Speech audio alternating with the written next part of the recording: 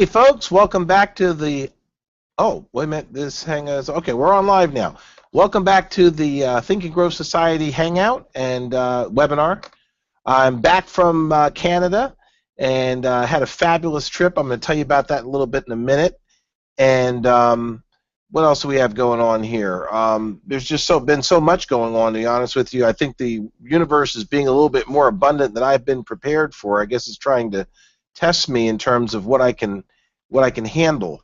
But it's been a fabulous month so far. We've had a lot of introductions to some great people and some people with some great ideas that are coming on board to our team and really expanding our capabilities here at Small Business CEO Collabs and Village Connector Media in particular.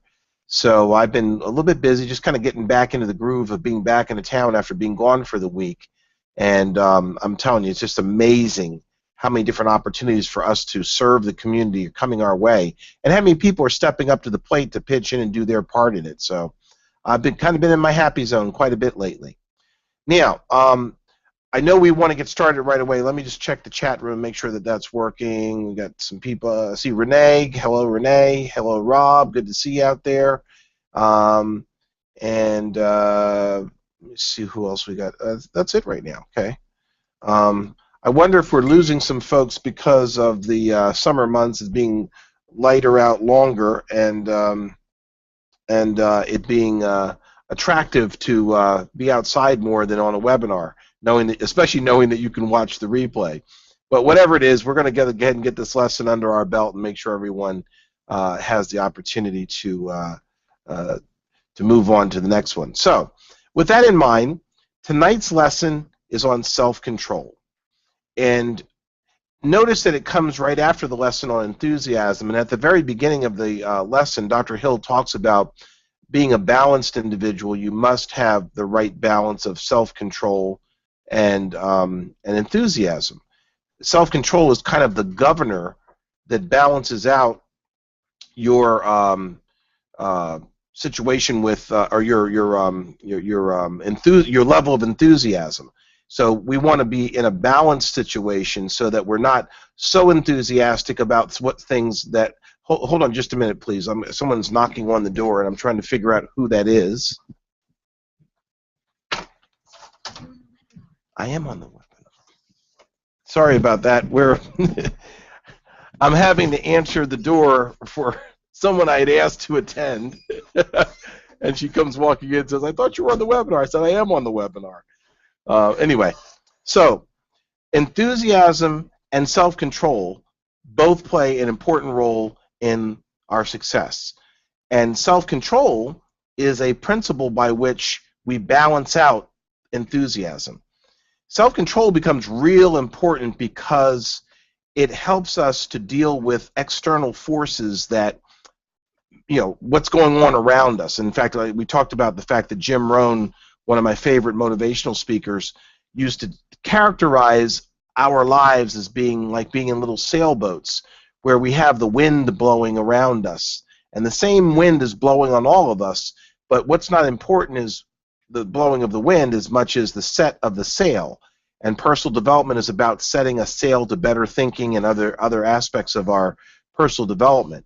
So the reason I mention that is that self-control is that principle that allows us to have clarity and accurate thought with respect to assessing the blowing of the wind and not overreacting to it, but rather being patient with it in some ways.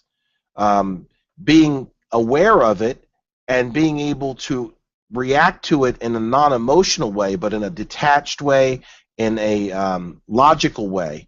It kind of balances out the emotions associated with enthusiasm. Now, even enthusiasm shouldn't just be an emotional response to things. You show enthusiasm, as we talked about last week, by the action that you take and by the being on a consistent course. And that inspires other people to want to become part of what you're doing. Self-control, on the other hand, helps to govern the external forces that are acting upon us. And let me give you an example of one. We've all been in a situation where we've either experienced envy or jealousy or know someone that was envious or jealous of us? Well, envy and jealousy are external forces that affect our mood, affect our attitude, affect what's going on in our minds. And so self-control is kind of the antidote to things like jealousy, anger, rage. I'm trying to think of some other emotions, revenge. These fear, all these negative emotions. Notice how all of those are external stimuli that are either, fear being something that's out there on the outside, or something that somebody else is experiencing or directing towards us. And so when we choose to react in a negative way to some external stimulus, whether it's what somebody's talking about, what they're saying about us, or what they're saying at all. How many times have you seen someone talk about they were offended by something somebody else said? Being offended, a lot of times, especially the way that you choose to respond to the so-called offense, is really just another form of lack of self-control. And what I mean by that is that if you truly are a person who exercises self-control, you would not allow what somebody else says, does, feels, or sends your way to negatively affect you, or to allow you to get out of character. A lot of times when we see people get into arguments, we might be sympathetic with the person who didn't start the argument, but the truth is we're sometimes sitting there thinking to ourselves that, wow, I sympathize with him, but I certainly wouldn't have acted the way that he did or she did. The point I'm trying to make in making that realization is that the way you respond to circumstances is more a reflection on you than the person who caused you to need to respond, who initiated the need for you to respond. So just remember that passive observers, people who are just bypassers, they're looking at you and assessing you based on how you respond to things. And I'm going to give you a real-life anecdote that I went through recently that kind of illustrates this point.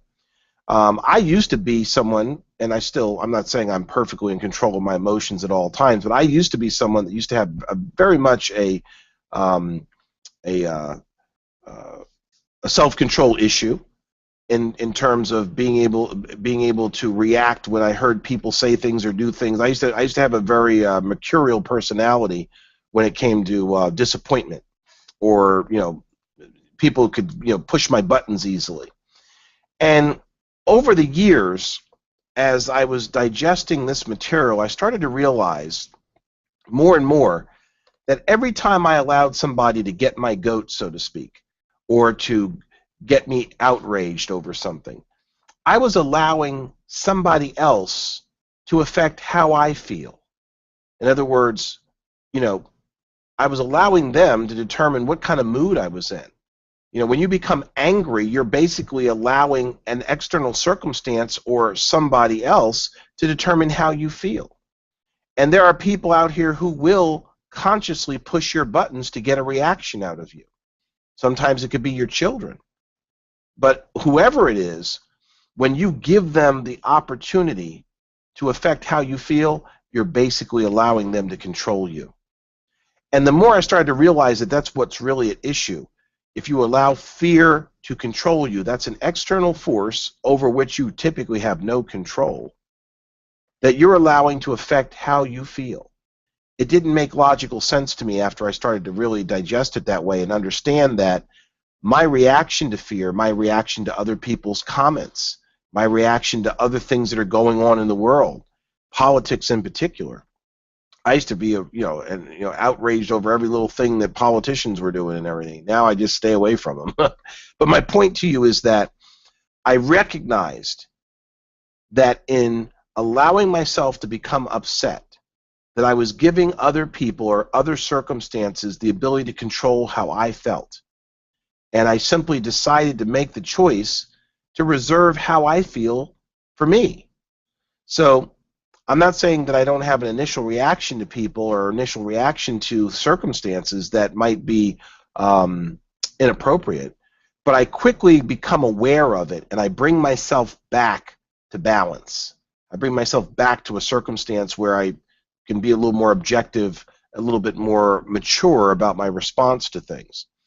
And I want to give you an example of where that has happened recently. It's a relatively recent example, and I'm trying to look to see who's online here. Some of you may actually be aware of this, but recently I had a situation where someone within my circle of influence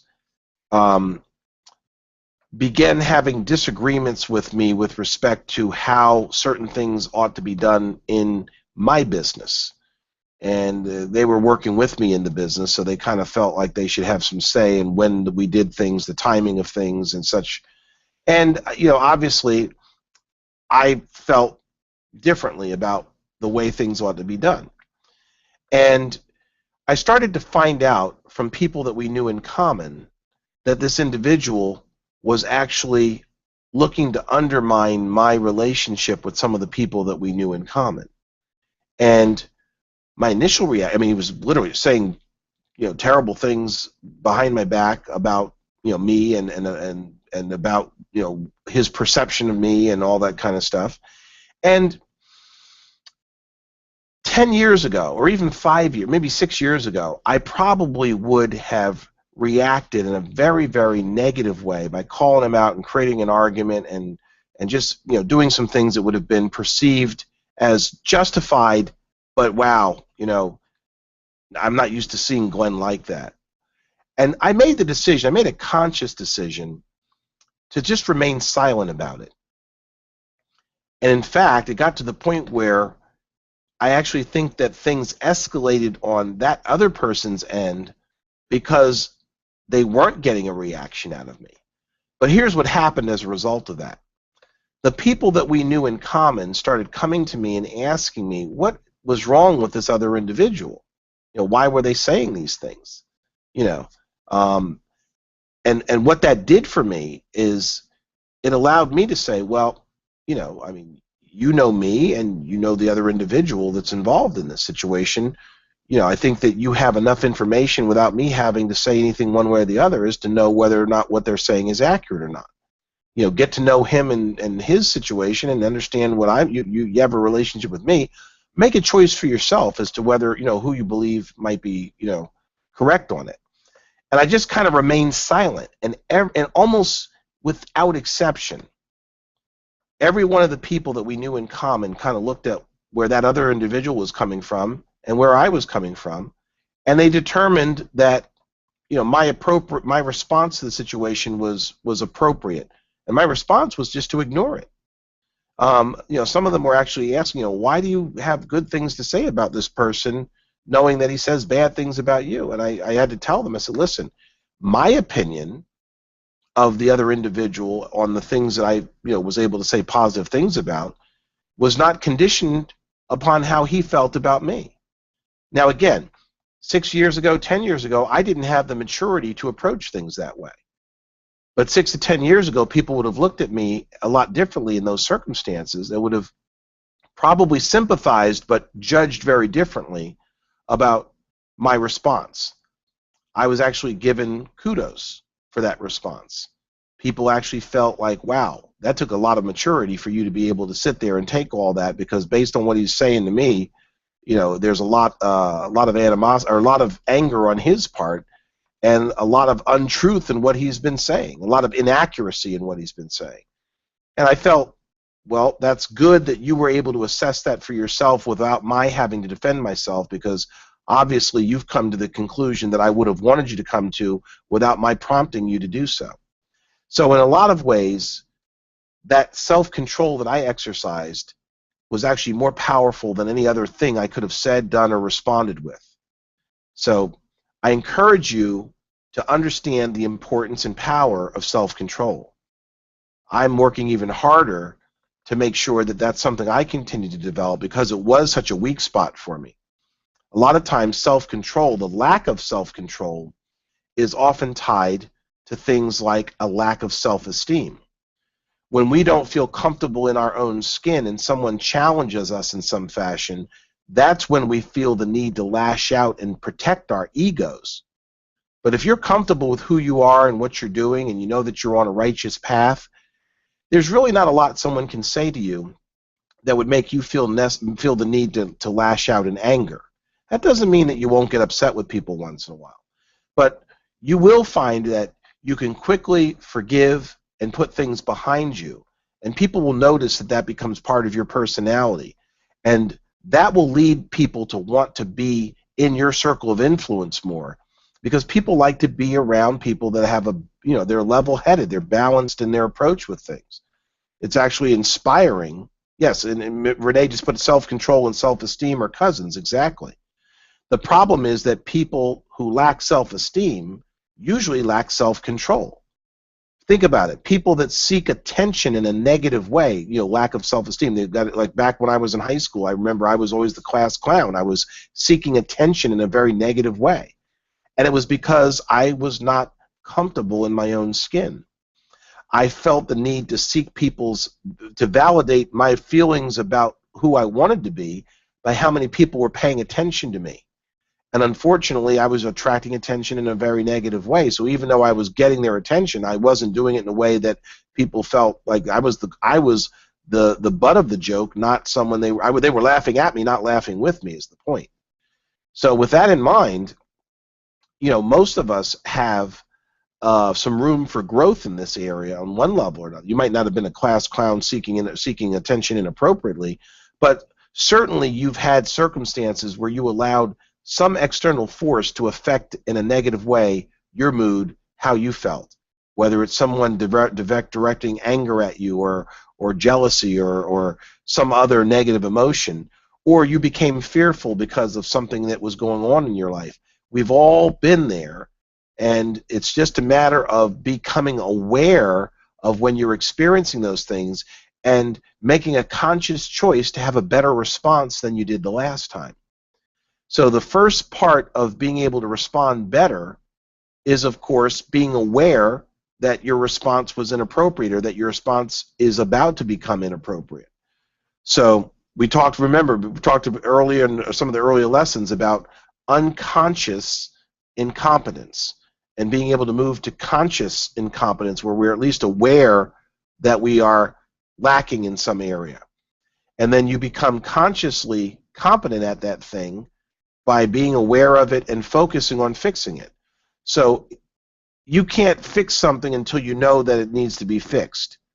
So if you are aware that you lack self-control, if you are aware that you have responded in a negative way to external stimuli, then you need to make a commitment next time to respond in a better way.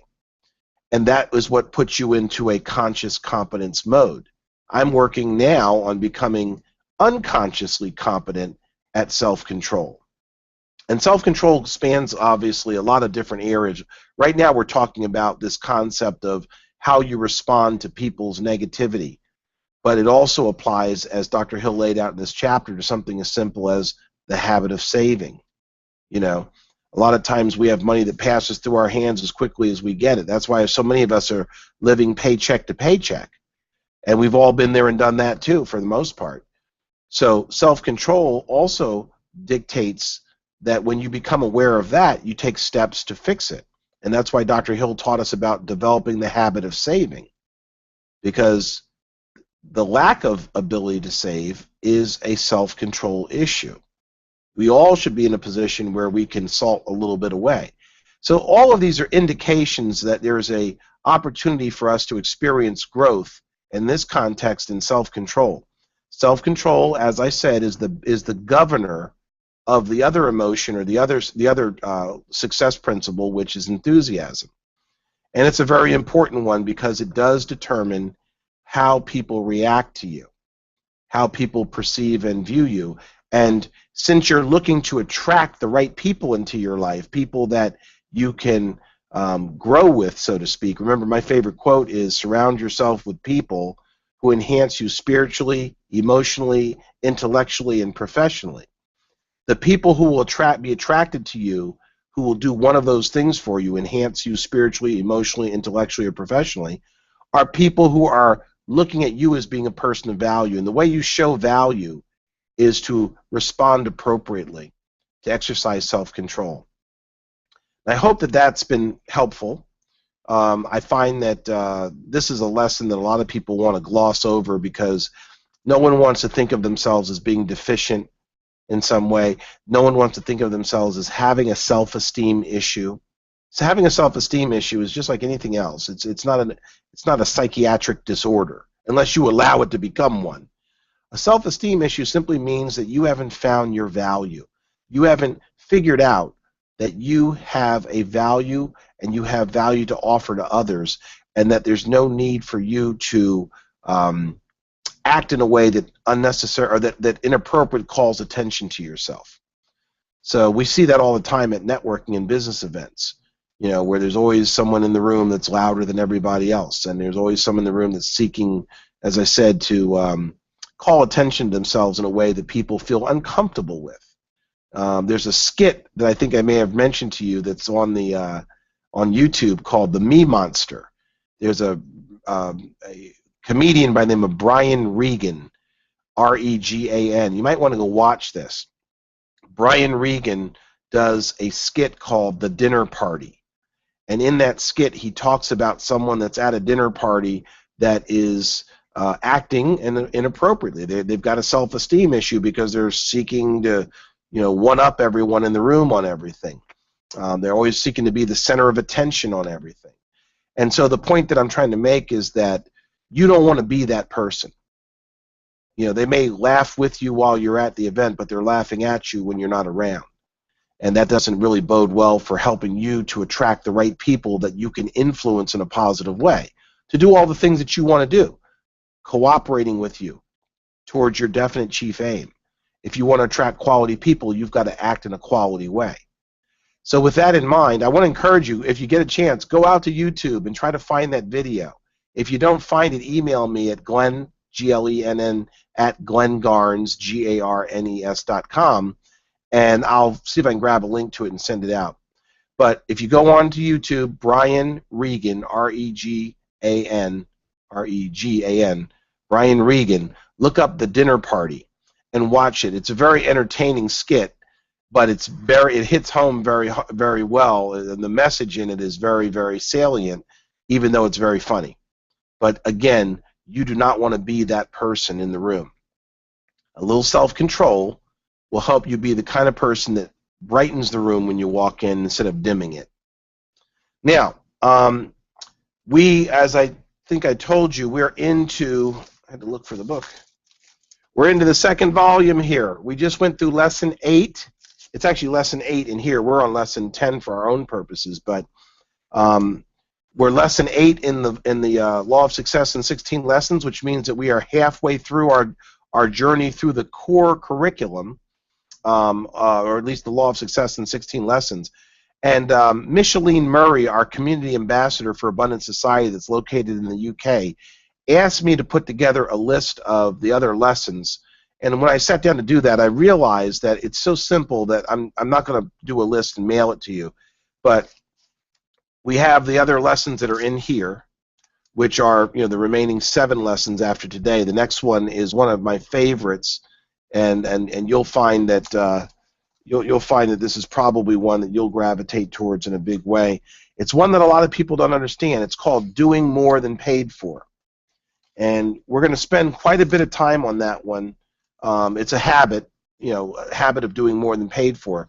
We're going to spend a good deal of time on that one next week. I'm not suggesting the lesson's going to go much dramatically longer, but we are going to talk very robustly about developing the habit of doing more than you're paid for. And this also is one that affects the kinds of opportunities that come your way, and you'll see why next week. But spend some time on this lesson. It's an important one. But we're really kind of coming down the home stretch here as I look at the next one: pleasing personality, accurate thought, concentration, cooperation, and then failure tolerance and the golden rule. These are all very important principles, but they're also very easy for you to relate to. So I want you to make sure that you go through all of them, enjoy them. That this is a journey that you should be enjoying. It's not something that it's not like 6th grade homework where you're dreading having to do it. Every time you pick up this book, you're putting yourself in a position to empower yourself to be better today than you were the day before. And so I want to make sure that you take that seriously. It's both a privilege and opportunity, and it should be a joy for you to know that you're growing every time you pick up the book and take a few minutes to read to the next chapter. So, next week, the habit of doing more than paid for. Now, the final 2 lessons that we're going to cover after we finish the Law of Success in 16 lessons, the final 2 lessons are going to be the Master Key System by Charles Haanel. That's a very important lesson. It's about the law of attraction. And also on the law of attraction is the Science of Getting Rich by Wallace Wattles. So we're going to be kind of discussing those books in tandem with each other, but we are going to devote 1 session to each of those books. They're pretty simple and easy reads, so I'm not going to spend a lot of time on them, but I will tell you this, that the lessons in those books, any one lesson in there, we could devote an entire 16-lesson series just to 1 chapter in those books. So I'm not going to try to cover every nuance. In fact, when we complete the core curriculum, some of you may be interested in continuing this conversation by getting into some of the deeper insights. And I'm going to have a way for you to do that at the end of the core curriculum. We're going to talk about how you can participate in another series of lessons called, there's nothing special to call it, it's just Think and Grow Society Deeper Insights. Because frankly, some of the people that are currently going through the core curriculum, as they drop off, they may not be ready to even hear the deeper insights. So I'm only going to share with the people that are taking this seriously. And the reason for that is I don't like for the things that I share to fall on deaf ears. So I'm using the core curriculum as kind of a litmus test for who I would sit down and spend a little bit more deeper thought with about the deeper insights into some of the lessons. And I promise you that it'll be worth it for you to get that additional information. There will also be opportunities for you to get connected to other personal development professionals. We're starting to see more of them put their profiles into the Abundant Society resource section. And if you haven't set up your profile at AbundantSociety.net, this is a great time to do that. Remember, it's AbundantSociety.net. AbundantSociety.net. Be sure to set up a profile for yourself over there so that you can continue the conversation with us perpetually and be in the company of other people who can help you gain greater insight into some of these principles and share great information and great energy with everyone. All right, we're just about at the 8:30 mark. We've got about 2 minutes left here, and as I promised you, I won't drag these out just to say that we spent a certain amount of time on any particular thing. But I do want to encourage you to get comfortable with the idea of developing the ability to be aware when you may be losing your self-control so that you can temper and tailor your response in a more appropriate way, in a way that's truly edifying of who you are and who you want to be. So I want to thank you for joining us tonight. I see some folks have put the link in the what you call it here in the chat room to the Me Monster, the dinner party thing. Thank you for that. I think that was Mia Reed that put that in there, so thank you for that. And I will definitely look forward to catching up with you all next week. Keep plugging, keep moving forward. Let me know if you have questions as you go along, and I look forward to getting back together with you next week. Have a great evening.